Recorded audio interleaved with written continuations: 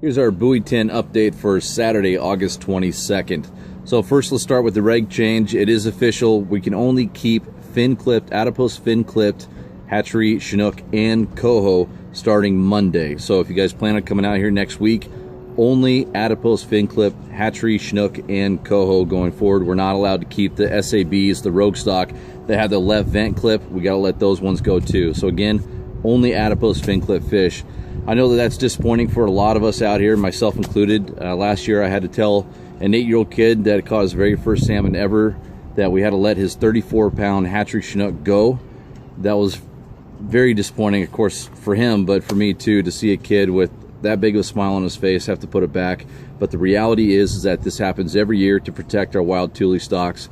And the fact that the Departments of Fish and Wildlife worked together to agree to allow us to keep hatchery chinook all the way until September 7th is later than we have in years past. So this happens every year. It should be expected, but the fact we keep chinook that late into September, even though it's clipped, is great. And if we didn't go to Mark Select starting Monday, then we'd probably be shut down for chinook completely within the next 4 or 5 days. So that's the reg side. Let's move on to the report.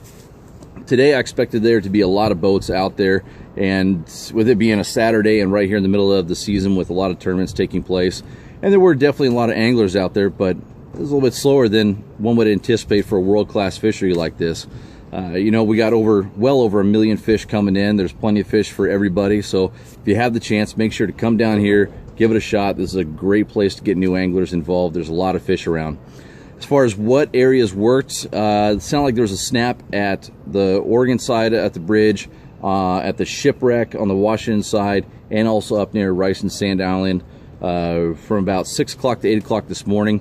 And one thing I did notice is that I personally started out on the Oregon side up there by the freighters around Tongue Point and worked my way down in that 30 to 40 foot range.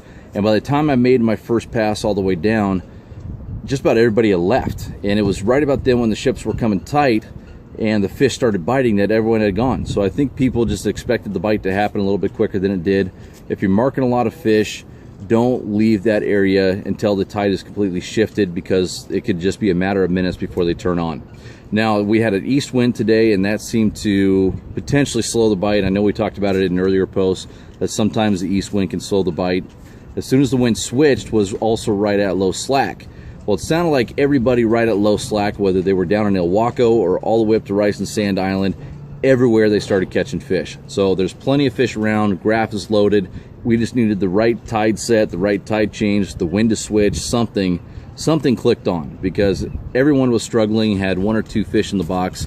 And then when low slack hit, first part of the incoming, everyone started catching fish, us included.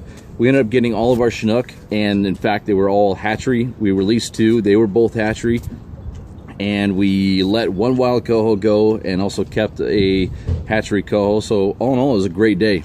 We found most of our fish down near Chinook and Ilwaco, and then again that was right at the low slack, and they were suspended up for the most part. Whether I was fishing bait on my starboard, or excuse me, blades on my starboard side or bait on the port side, it really didn't seem to matter. I'd say it's about a 60-40 split, a little bit more towards bait than it was blades. But again, a lot of fish around, saw a lot of fish caught. Great day, especially for a weekend down here, and it sounded like right there at the low slack, just about everybody and their cousin was catching fish. So it took a while for the bite to materialize, but it finally did, and we're all very grateful because it ended up being a fantastic day down here. Really warm. In fact, I'm cooking. I got to get this boat clean. So I'm going to get on that, and I will see you guys tomorrow with another update. Thanks a lot. We'll see you guys later. Out.